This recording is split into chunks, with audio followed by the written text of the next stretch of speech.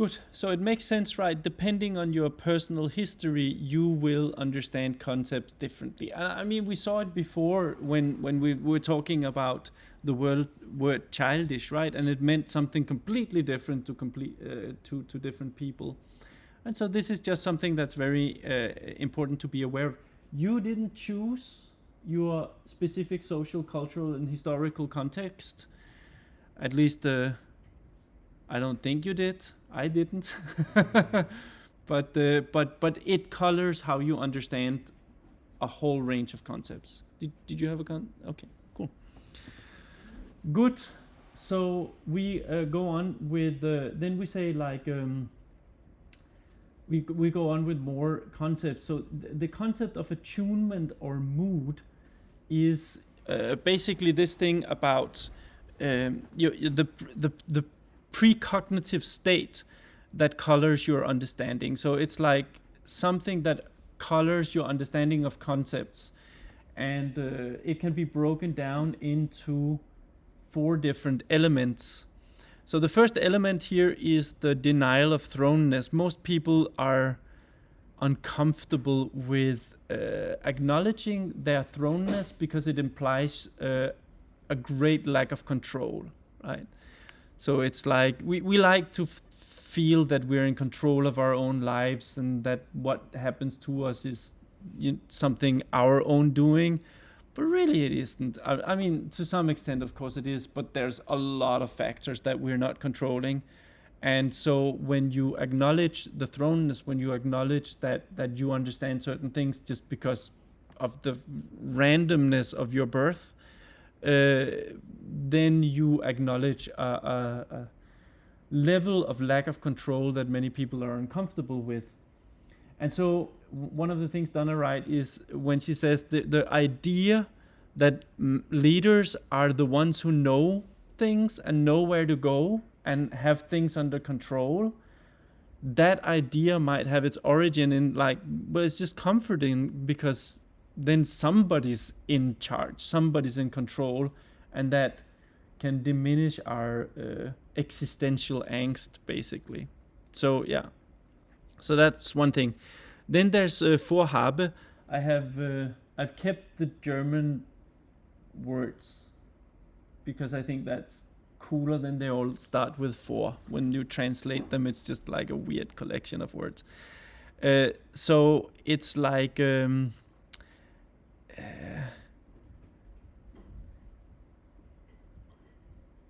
yeah, it's like what I wrote here. It's like it's what you have before understanding, and in particular, it's about intentionality. So when you are engaged in a certain task, you have an intention behind why you engage with that task. So think about it, like if in an organization you want to deal with a backlog. So you I don't know, you're running some sort of project and there's a big backlog, lots of different tasks that should be completed. Now think about one person who wants to complete or deal with the backlog because their intention is to deliver good customer care. And there's lots of stuff in the backlog that customers are waiting for us to deal with, right? Okay, so that's one intention. Now imagine another person who also wants to deal with the backlog. So wants to do the same thing, but the intention is, I don't want to get blamed for the big backlog, right? So it's a different intention. The intention is to avoid blame. Or maybe another person, maybe the manager of the team, really want to deal with the backlog because if I don't deal with the backlog before a certain date, it's going to have a negative impact on my bonus. Can you see? Same action, different intentions. And the different intentions color how you understand the task of dealing with the backlog. It's not going to mean the same thing to the same people. To the people who are afraid of the blame, it's gonna be a threat. To the people who are concerned with customer care, it's gonna be like an act of caring. So you see, it's very different. So intentionality has a great influence. Then you have foresight. That's the perspective and location from which one's intentionality is generated. And so imagine that the organization is saying like it's dealing with your backlog week, right? This is the week we're dealing with the backlog. Everybody has to do that, and this is like a I don't know, or some other project, some organizational wide project is declared, and then you might be in different departments. Imagine you're a manager in the department where you look at the project and you go like, well, we don't have a backlog, or this project doesn't actually concern us. Fine. Then you are looking at the project from a particular perspective, from the perspective of being in charge of a department that isn't affected by the project. Then imagine you are in a department where the success of this project is directly linked to maybe whether you have a job next year, right? Imagine you're the manager of a new department that is born out of this project, and if the project failed, you know that the department is going to shut down and everybody's going to be let go of. You will have an intentionality of really doing your best and going above and beyond to ensure the success of this project. So you have a particular intentionality. Now imagine that you're in another department, and in this department, if the project is a success, that means that significant amount of resources are directed away from your department and into this new department. You might have a very different intentionality.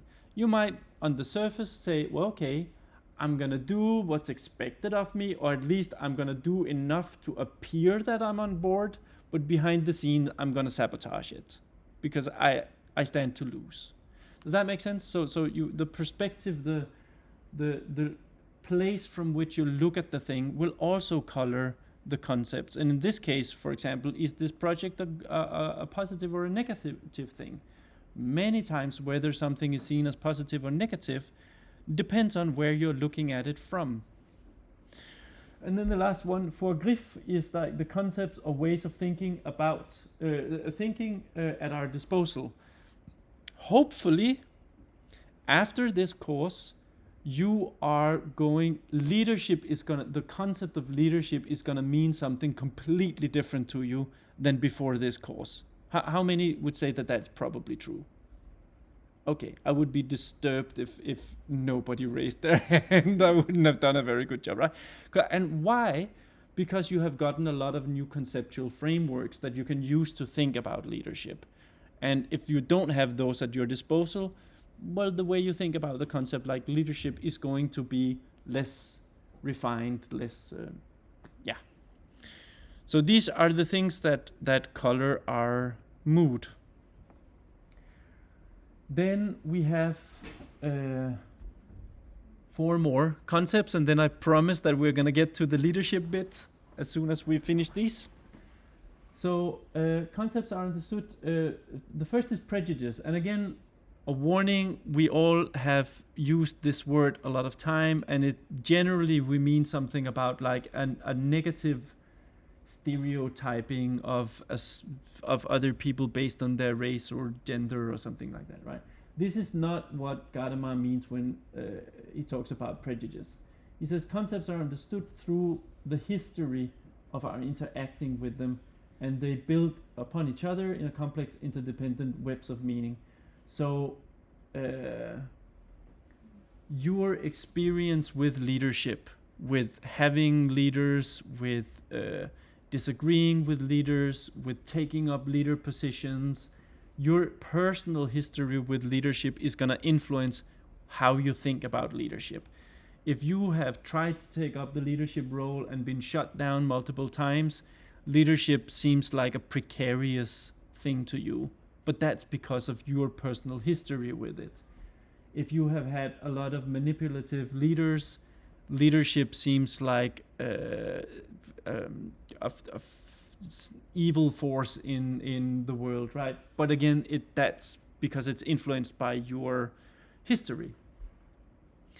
And it's important to there's nothing bad about prejudice. You couldn't operate without prejudice. Prejudice is important. You have to have some sort of understanding of concepts.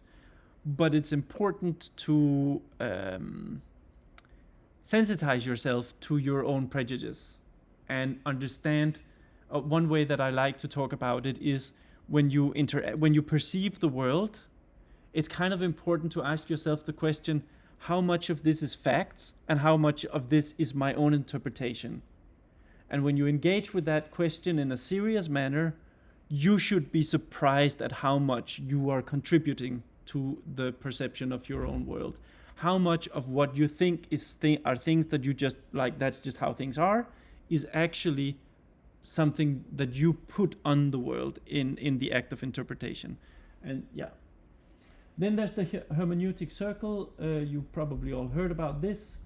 The simple way to understand it is to say, if you look at a word in a sentence, you need to understand the meaning of the word in order to understand the sentence, but you also need to understand the sentence in order to understand the meaning of the word, right?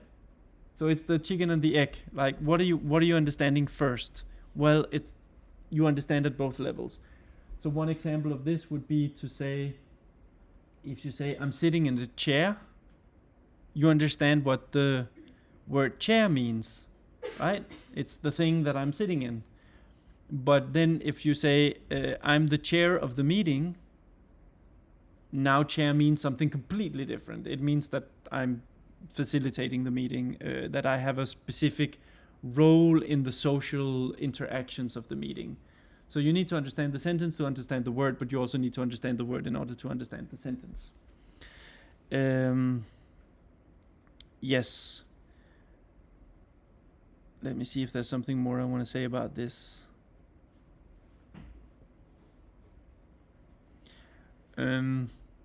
I don't remember if it's on the next slide, but I want to say it now. So maybe just to connect it. So we're talking about vision statements. The vision statement is like the word, and the practical implementation is like the sentence. You need to see the practical actions of the organization to understand the vision statement, but you also need to understand the vision statement in order to make sense of what everybody in the organization are doing. Can you see how there's a similar relationship between vision statement and organizational behavior activity? Cool. Dialectics, openness to hear something others say that surprises you. The surprise here is key. You discover your four meanings by paying attention to difference between expectations and what you hear. So whenever somebody, if you have you understand what responsible governance mean, right? It means that you're the Greenpeace person and you know what responsible governance mean. It means that you're governing the organization in such a way that it doesn't damages future generations' possibilities of living fulfilling lives, right? That's one way of thinking about it. And then you talk to the CEO of the oil company and say, it's important that we have responsible governance. And the oil company CEO says, yeah, but we do. We look at how much money we made for our shareholders last year. And you go, what? Right. So there's the surprise because they say something that doesn't match you. Now, you can go in and say, well, that has nothing to do with the case. Why are you even saying that? You're a silly person or something like that. Or you can notice, I was surprised. If I'm surprised, it's because I'm putting on certain meanings onto the world, and it's possible to put other meanings onto the world. And that makes you aware that this is part of my interpretation. Can you see how this links back to when we were talking about opposing and respecting, right? The capacity of respecting, where you say there's something interesting in the other viewpoint, because it's interesting that somebody can have a different viewpoint. You assume that they don't have the viewpoint because they have a brain damage, but because it's possible to have that viewpoint and from a position of integrity. And then the last thing is fusion of horizons. Understanding and meaning making arises from speaking with mutual openness. Translating a vision to reality can be seen as a hermeneutic process where employees across the organization make sense of the vision by fusing their horizons with that of the vision statement.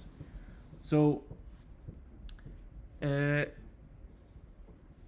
this is like different people will have different understandings of the vision statement, right? If we have different understanding of single concepts, we'll also have different understandings of a sentence that string together multiple single concepts. And so different people in the organization will have different understandings of the vision statement. And a key aspect of how to make a vision work is to fuse those understandings together in one single understanding. Good. So with these concepts, what can we say about, hopefully we can answer some of the unanswered questions about what is the vision thing and what's important about the vision thing. So the key tasks to transform a vision into reality, right? Can we say something more intelligent about how we do that? Well, Donna suggests that by what we learned from hermeneutics is that we have to, first of all, we have to be aware of conceptual ambiguity in our vision statement. If we go back to the vision statements here, you can even take silly ones, right? Computer. Can that mean something different to different people? Well, technically, I guess that pocket calculator is a computer, but that's probably not what they're talking about, right? Help, what does it mean to help? Help people and businesses. What does it mean to help them? Does it mean to do something for them? Does it mean to give them the tools so they can do it? Does it mean to, should we? Yeah. And then you have something lovely and fluffy like full potential.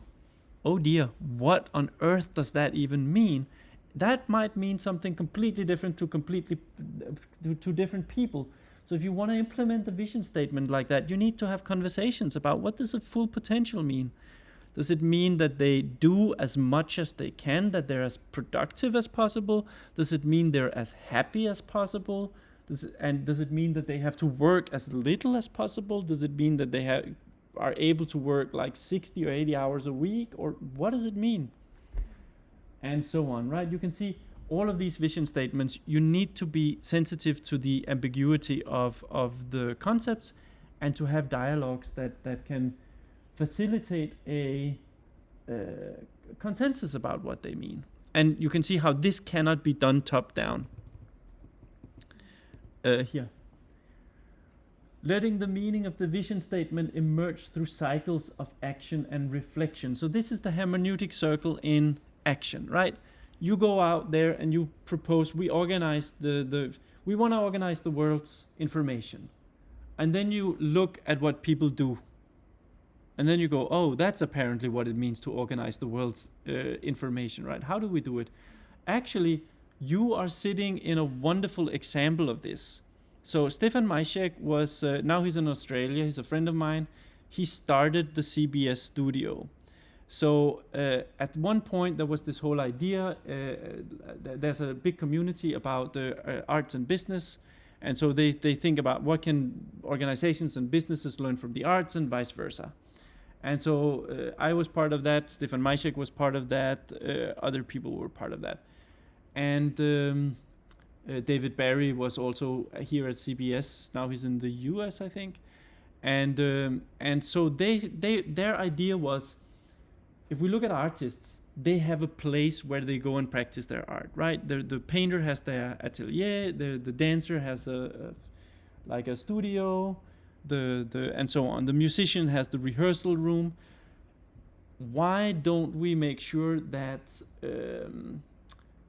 managers have a studio where they can practice their art? It makes sense. We should have that. And then they looked at the lecture halls and they said, well, this is not it. This is not the physical place where we can do that. What might a studio where managers or business people can practice their art, what might it look like? And they persuaded the CBS management to give them a house over there, so the villa. And then they painted the walls, so with the whiteboard paint and stuff like that. And then Stefan Majcek walked around and said, anybody want to teach in the studio? And the teachers here at CBS were like, what's a studio? And then Stefan Maciek, like, imagine the coolest teaching experience that you can possibly imagine. And then we were like, yeah, that's pretty cool. The studio is the place where you can do that. And they go, okay, cool, sign me up.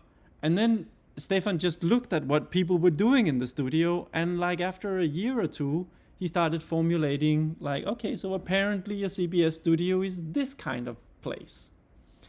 And so does that make sense how this is the hermeneutic? You look at what people do with a vision statement, and you reflect on it, and then you go like, okay, apparently that's what it means. And then you can tweak the statement. And so this is the hermeneutic circle. Creating, and of course, in order to do that, you have to create opportunities for discovering the meaning of the vision statement. And I think the story I just told was that, right? It's like you create the space, you say to people, well, you know, you can book this teaching space and you can do whatever you want. And if you want certain things, like if you want cameras or you want something else, just let us know, then we see if we can acquire those things. So you create the possibility for people to experiment with the vision statement. Then translating between different professional and or value-based language worlds. So this is also important. This is what I was talking about. Maybe you have people who understand the concepts in the vision statement very differently, and it's quite good to translate between the two. The example in Donna's book is an architectural project where you have architects, and you've got engineers, and then you got like people who are concerned with sustainability, and they all have their own conceptual frameworks, and they speak with different words. So, like the engineer might not be speaking about, I don't know, social co-construction of meaning or something like that. So you have to be able to translate that concept into terms that the engineers understand, and vice versa, right? So there's a lot of translation going on. That's part of how you facilitate the dialogue about what does the vision statement mean. Getting the right people in the room and facilitating dialogue where fusion of horizons can occur under guidance of the vision statement. Again, this is about facilitating these dialogues. Does it make sense, this kind of stuff, and how this is a much richer answer to the question of how do you work with a vision statement, and it hints at some of the reasons why people may choose to accept or reject the vision statement. Make sense? Yeah. Wouldn't be the right people. But that depends on the vision statement. Like, for example, in the book, there is this, they're building this place, and let's say let me talk about the CBS studio here. If you leave out the teachers, you're leaving out somebody who should have been in the room. If you leave out management, you're also leaving somebody out because, well, the teachers should be in because they have the ideas about the teaching. The management should be in because they have the ideas about the budget, and you need the support of the top management, otherwise you won't have the resources. There should also be somebody in the room who has ideas about like studio pedagogy.